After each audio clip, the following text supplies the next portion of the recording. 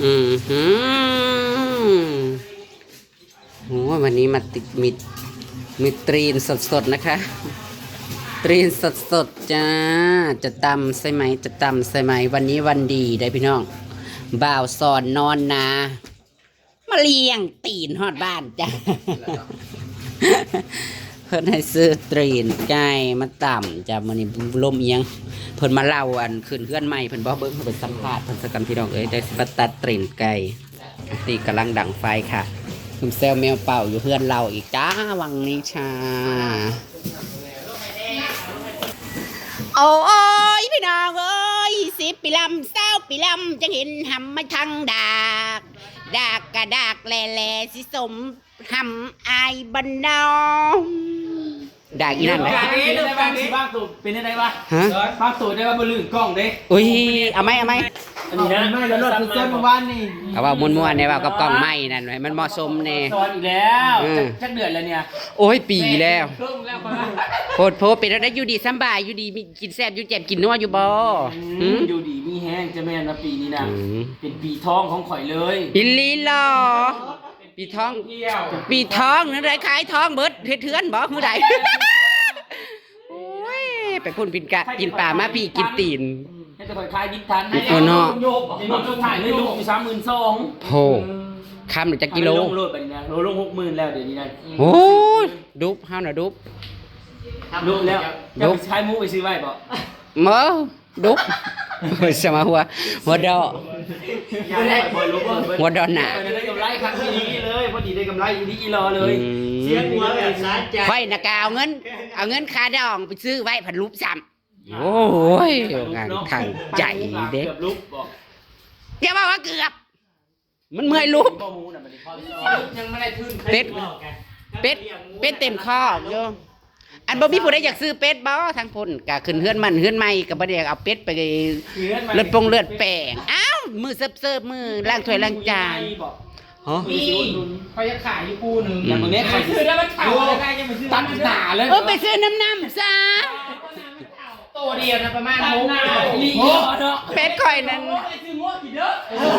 เป็ดข่อยนะกาจักพี่หายังลักไปกินเสีย2-3 ตู่ตายกองอยู่ในเฮือนก็2 ตู่อันมือนะเขาเห็นอันจะทายแล้วมันตายแต่ว่าอย่ามากินอย่ามือมันตายกองอยู่นะอาลีนี่บ่เห็น3บ่เห็น2รอดมันพ่อเลือดแป้ตาย2มันแต่ห้อยแขวนี่จะคือห้อยแขวนางตุ๋ยนี่ก็เฉียวมาวันนี้ลมอะไรหอบมาเก่าน่ะซื้อมันผักว่ามีผูใหญ่บ่ตัวเฮาตัวตัวนางเจี๊ยบซื้อไปนะใหญ่ลีใดชูงจนเทินอยู่เป็นเป็ดลูกเฮานี่โอ้ยเราก็เป็นตัวเดียวแล้วก็ชมแล้วก็เอาไว้เชิง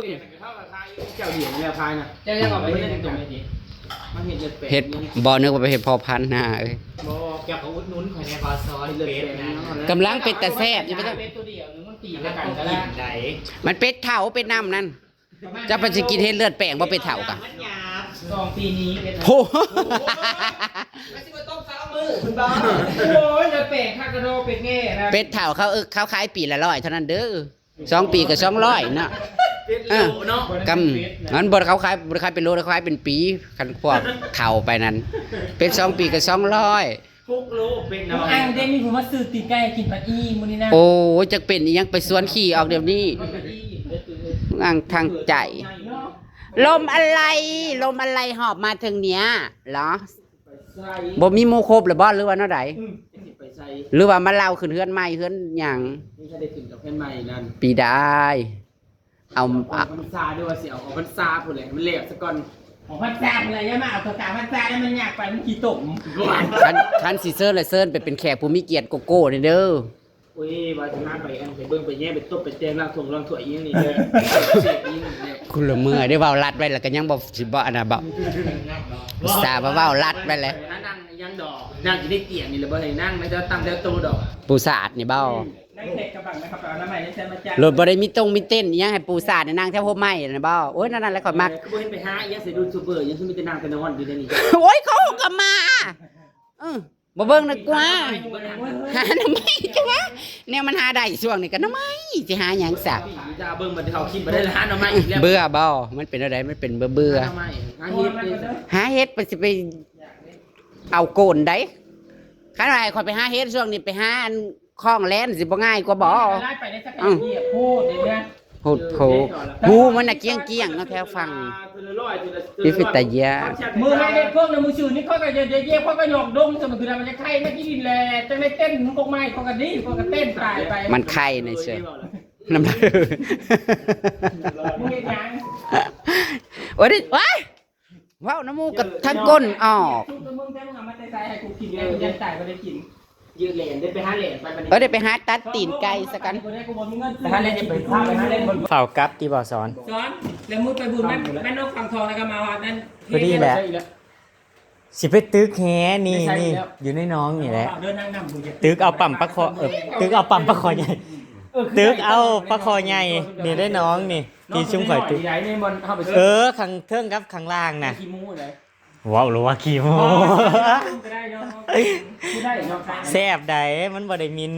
มันบ่ได้มินกุยบ่ได้มินหยังน้ำมันเกิดนั่นอยู่ ว่า เอา มึ มาง กิ ไป น หุ่นน้องฝั่งทองนะกับซ้อนเต้นขับทางใน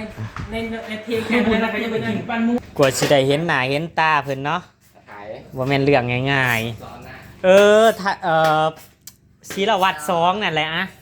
ศิลวัตร1นั่น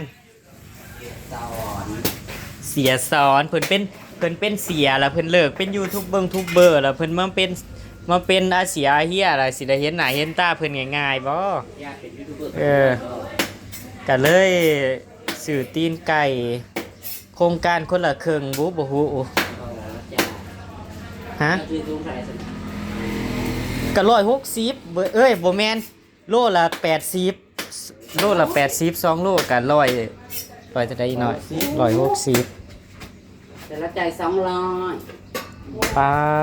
พอดีเสียเอาไป สวัสดีเด้อ นี่เกิดอีห่าตำแล้วจ้ะแรงจังกินปลาจ้ะ แรงยังสิพากันลุงน้องนะพี่น้องเฮ้ยสิไปอันเอาปลาข้อหรือจะเอาปลายังเฮ้ยหรือสิ50แบบปลายังใหญ่ๆน่ะบ่มันบ่มีแม่คนนี้มันบ่ ได้ป้าหยังก็เอา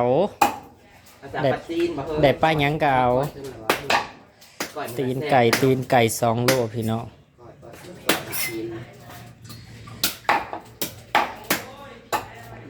ต้มเพื่อจะได้กินก็3 โมง ตกข้าวเดียวก็พอ บ่ได้ต้มให้มันนี่นั่นเปื่อยๆจักหน่อยได้เฮาจังตำ กินนะกินกระปุ้นได้เนาะกินเศษกระปุ้นบ่ ไผเสร็จกับคุณมือใดมืออื่นแต่หมูกระทะสิกินมือใดซะ จับมือก่อน หมูกระทะแล้วก็หมูปิ่นหมูหันนั่น มือนี้คืออะไรเช้าหาที่ชาเจ็ดเฮ้ย กินหมูกระทะวันที่27หมูปิ่นเอาไว้สิ้นเดือนซะ เพิ่งผลได้เฮ้ย เพิ่งฝนบ่ เพิ่งผลได้เฮ้ยบุเลี้ยงนะเขาจะกันอะไรเฮ้ย แม่นบ่ ที่ขึ้นราคาตอนนี้เขาก็ขึ้นราคาเดี๋ยวได้เฮ้ย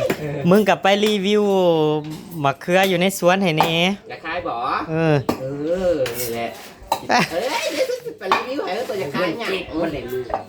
เมื่อวานปากี้เก็บหลายบูแล้วว่ายังหลายอยู่แต่บูแล้วบ่ได้เอาหลายดอกมาเมื่อวานนี่นะ เมื่อวานรีวิวทานน้อยหนึ่งกับพี่น้ำผึ้งสื่อให้2 กับ 2 นั่นอีน้อย อยากซักซิดอยู่ได้เฮ้ยขายยังดีมาเด้อ เป็ดทะเลเป็ดไก่นะมึงกลับไปรีวิว ขายแล้ว พ่อขายขายแต่หึงแล้ว มันพอกินแล้ว มันพอกินแต่หึงเลยมันพอขายแล้วหาคนซื้อเดียวนี่นั่น มือนี่ละนั่นแบบพนักงานขาย พนักงานขายจ้า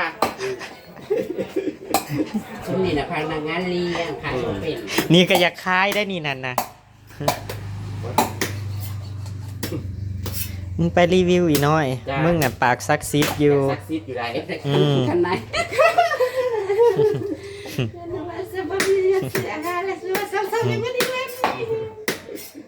มันเดือดละจักสอบเลย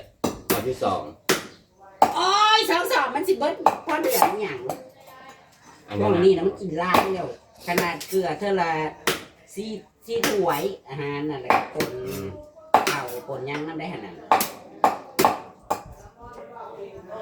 เขาขายไก่น่ะสิพอแต่อันค่าอาหารไล่ละเป็ดจ้านั่น นี่น้อยบ่มีแนวรีวิวกับน้องใหม่สมนี่ก็รีวิวนี่เด้ทงละ20 บาท สมัยเครื่องครั้งเลยพี่น้องได้น้องใหม่สมน้ำข้าวต้มแกงไข่ลูก อยากไปอีกได้บ้านนั่นน่ะออนไลน์นะฮะน้องใหม่นะ ลุงได้ยิบหนึ่ง น้ำไม้ลายใดลายแห้งน้ำไม้นะมันจนมันขึ้นเหี่ยวจักว่าเขาบ่เอาหรือว่าจังได๋เฮาก็บ่เข้าใจ เขาเก็บไว้ตอกค่ะคือว่าแหละบ้านเขากับมันลายหั่นนะโอ้เฮ็ดคือมีดบ่เข้านี่ มันบ่เข้าโว้ย มาซื้อมาแต่โลตัดยังแปลงนะมันคือบริโบนเซนส์ โอ้ยมาคิดได้แต่มีดคิดได้ไปซ่อม ตีนไก่2 โลตีนไก่2 โล โอ้ย ได้สูตรได้สูตร ข้าวหน้าเป็ดเนาะเป็ดทะเล อยากถูกหวยเด้บ่ได้ถือหวยเฮิงแล้ว นี่แหละแต่แลนจะเกิดมื้อแล้วไปหาซีรีส์ มึงถือ กินน่ะติ เอาอีกแล้ว ซื้อ1 6ออก6 1ซื้อ นั่น 20ออก02 นั่น ถือว่าทำยังไง อยู่ซื่อๆก็ดีเด้อ อยู่ซื่อๆนะกันพอดีพอตะเลย ซ้ำ เส้นแลนไปหาซื้อ ซ้ำกู้นั่นแหละเฮาคือการบ้างเทื่อเส้นแลนอยากซื้อกะถืออ้าวกะโดนกิน180 บาทเด้อ ผักลวกลวกพอวะต้มตีนไก่ก่อนพี่น้องต้มไว้สักพักหนึงให้มันเปีย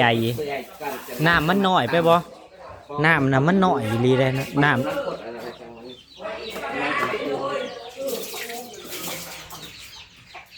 ยังเบิดเอาลงรถหนาแม่นบ่ใส่นี่พี่น้อง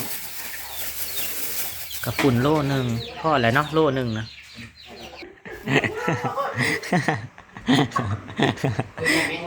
สิให้บ่าวซ้อนลงปั๊มป้าคอใหญ่คนอื่นตึกกับบ่เห็นตามซื่อๆแต่บ่เห็นในน้องนั่น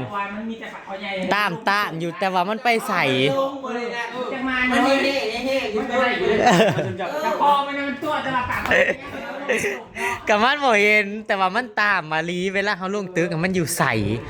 หรือว่ามันมีถ้ำบ่มันมีถ้ำมีหู้บ่ฮะบ่นะมันตามนะปลาคอลีที่มันตามนะปลานิ่นมันสิตามแห้งขนาดนั้นบ่เอาบอกก็บอกได้เฮาอยากพี่น้องมีไผอยากเห็นอาตีตึกเฮเนี่ยเฮาก็ตั้งแต่ฮู้จักกันมายังบ่เคยเห็นมันตึกจักเทื่อมันก็บ่ได้มีปิงบ่มันบ่ได้มีปิงน่ะน้องน่ะบ่มีปิง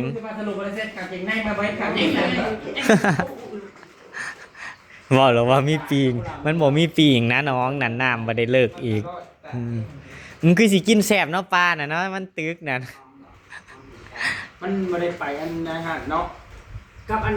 บรรยากาศได้หันก็บ่ได้ผ่านได้บรรยากาศตอนนั้นน่ะพักตอนมาไปเฮ็ดถ่าย YouTube ไปเล่นไม่ไหม้นั่นนี่ก็เทิงนี่ก็นั่นเอ้ยอันนั้นปิ้นนั่นได้อันจูบน้อยจนนั้นเวลาเฮ็ดอาหารยังก็ครับ เดี๋ยวนี่เด้ซะเอามันเป็นเพราะว่าแม่นั่งสินการบ่ได้อยู่แล้วมันก็เลยแบบ เริ่มเลยจาก7เดือนสิเริ่มเฮ็ดบ้านเลยสร้างบ้านได้มาเปล่าเดี๋ยวคุยเสียเงินในไปสร้างบ้าน เพิ่นสั่งเสาสั่งหยังเข้าไปแล้วเด้ แรงเนี่ยออกไปอยู่นะออกไปอยู่ในจูบ ไม่เสียว แม่แก่ไงออกไปอยู่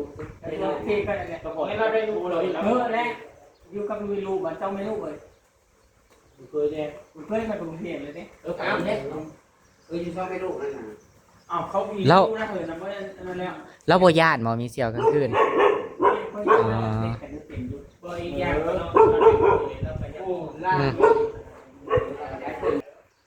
อีนั่นกัดกันนั่นจนกระทั่งมากัดกันเพราะว่าเขามีผัวเลยนะเฮ้ย เขามีผัวเขากับมีคนอ้องเออ แล้วไปติดเมียว่ามันได้ยุ่งคือเดี๋ยวมีหน้าหา